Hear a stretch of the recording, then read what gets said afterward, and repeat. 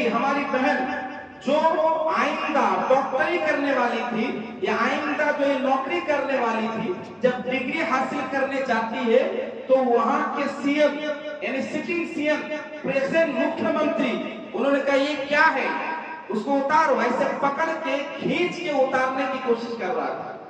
उसके बाद इसके जवाब में उसी पार्टी के कुछ नेताओं ने ये जवाबी अल्फाज कहे कि नहीं नहीं, ये तो हिजाब ही में हाथ दिया है, दूसरी जगह हाथ थोड़ी ना दिया है। और दूसरे लोग कह रहे नहीं नहीं, ये तो बेटी की तरह, गार्जियन की तरह कह रहा है, तुम्हें किसने हक दिया? अगर तुम अपनी बेटी को भी इस तरह सरेआम अपनी बेटी के हिजाब को भी खींचोगे ना, तो हमारे इस्लाम ये हक किसी को नहीं देता। আমাদের ইসলাম ধর্ম একজন বাপকে অধিকার দেয় না যে প্রকাশ্যে সবার সামনে তার মেয়ের হিজাবকে টানবে। ইট ইজ নট পসিবল, এটা কখনো সম্ভব নয়। ইসলাম অধিকার কাউকে দেয় না। तो तुम कहते हो बेटी की तरह सुलूक किया है, अरे हमारा मजहब ये सिखाता है अपने बेटी को भी सरेआम उसके हिजाब को पकड़ने खींचने का हक नहीं है।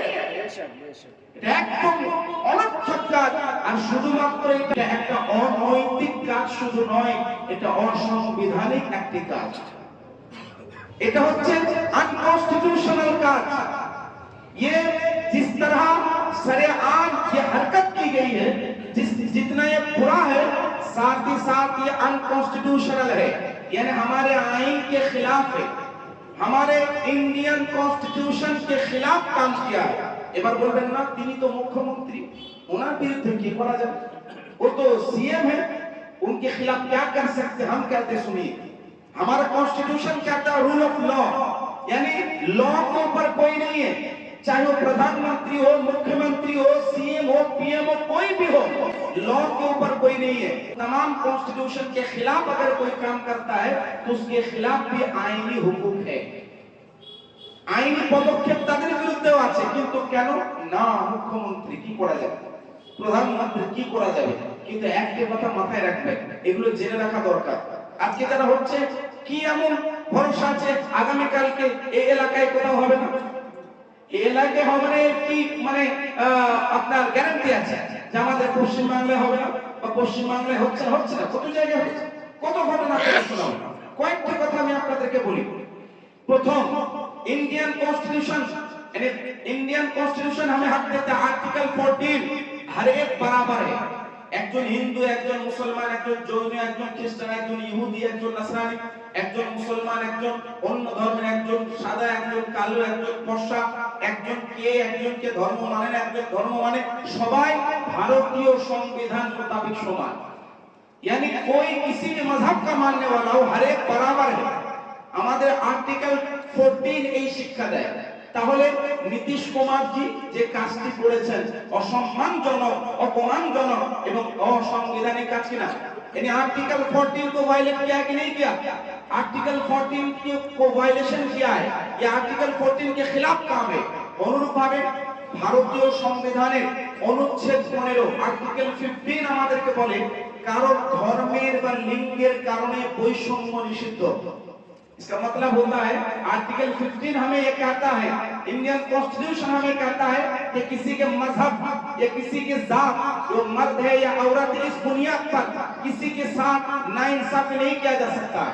तो आर्टिकल 15 को वायलेट किया कि नहीं किया, आर्टिकल 15 এর বিরুদ্ধে কাজ করলো না, এগুলো এই সমস্ত বেআইনি কাজ কিনা বলুন। আমাদের সাধারণ নাগরিক যদি কোনো একটা বেআইনি কাজ করি না, এই কাজটা যদি কোনো মুসলমান নেতা করতো না, সঙ্গে সঙ্গে তাকে ধরে তাকে সঙ্গে সঙ্গে রিট পিটিশন দায়ের করা হতো হাইকোর্টে বা সুপ্রিম কোর্টে গিয়ে সঙ্গে সঙ্গে তার নামে অ্যারেস্ট ওয়ারেন্ট নিয়ে তাকে অ্যারেস্ট করা হতো না। কিন্তু না, উনি তো হচ্ছেন সিএম, উনি তো হচ্ছেন মুখ্যমন্ত্রী, তাই করা যাবে না, হচ্ছে না। অন্যভাবে শুনেন, আর্টিকেল 21 আমাদেরকে বলে যে প্রত্যেকে মর্যাদার সঙ্গে সম্মানের সঙ্গে জীবন যাপন করার অধিকার রাখে। राइट टू लाइफ, यानी हर एक इज्जत के साथ जिंदगी गुजारने का हक रखता है। तो उसने आर्टिकल 21 को वायलेट किया है, नीतीश ने आर्टिकल 21 को वायलेट किया है। এটা হচ্ছে বেআইনি কাজ, অসাংবিধানিক কাজ, ইট ইজ আনকনস্টিটিউশনাল, এটা হচ্ছে পুরোপুরি ভাবে সংবিধানের বিরুদ্ধে কাজ। আর্টিকেল 25 রাইট টু রিলিজন, অর্থাৎ আমাদেরকে ধর্মীয় স্বাধীনতা প্রদান করে আমাদের সংবিধান। तो नीतीश कुमार ने एक मुसलमान औरत को देखकर उसके हिजाब को जो खींचा है, तो क्या आर्टिकल 25 को वायलेट नहीं किया? आर्टिकल 25 राइट टू रिलीजन, हर एक को अपने मजहब पर अमल करने का हक है, उसे हिजाब पहनने का हक है, किसी को घूंघट पहनने का हक है। कोई हिंदू बहन अगर है तो उसे घूंघट पहनने का हक है, मुसलमान बहन है उसे हिजाब पहनने का हक है, हर एक को अपना अपना हक है। लिहाजा नीतीश कुमार ने जो किया है ये आर्टिकल 25 के खिलाफ है, यानी ये पूरा का पूरा अनकॉन्स्टिट्यूशनल है, असंवैधानिक काज। কিন্তু তারপরেও দেখুন অনেকের মুখ বন্ধ, অনেকে চুপচাপ। हर कोई कह सकता है कि मुसलमान के ऊपर हमला, हम कहते नहीं, it is not only for Muslim, मुसलमान के लिए सिर्फ मैं बात नहीं कर रहा हूं, ये पूरे इंडियन के खिलाफ है, पूरे भारतीय के खिलाफ है।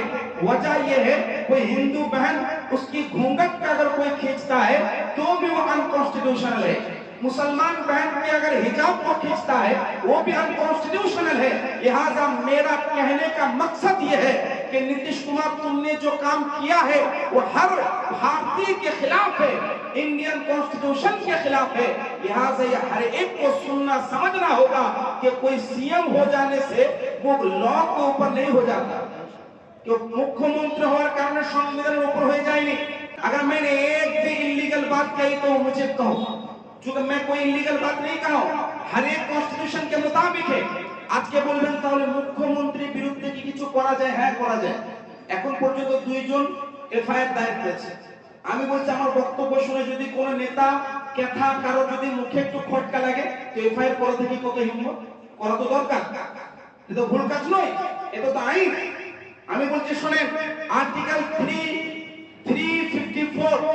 354A 509 153A এই সমস্ত ধারাগুলো যেমনি ভাবে একজন সাধারণ নাগরিকের জন্য প্রযোজ্য, একজন सीएम पीएम এর जন্য প্রযোজ্য। आज जो नीतीश कुमार ने किया है, उन्हें याद दिलाना चाहता हूं, क्या 354 आपके ऊपर नहीं लागू होता, 354A लागू नहीं होता, 509 लागू नहीं होता है, आईपीसी 153A लागू नहीं होता। हर एक जो धाराएं जो आर्टिकल हमने पढ़े हैं, ये तमाम आर्टिकल एक आम नागरिक के ऊपर जिस तरह लागू होता है आपके ऊपर भी लागू हो सकता है।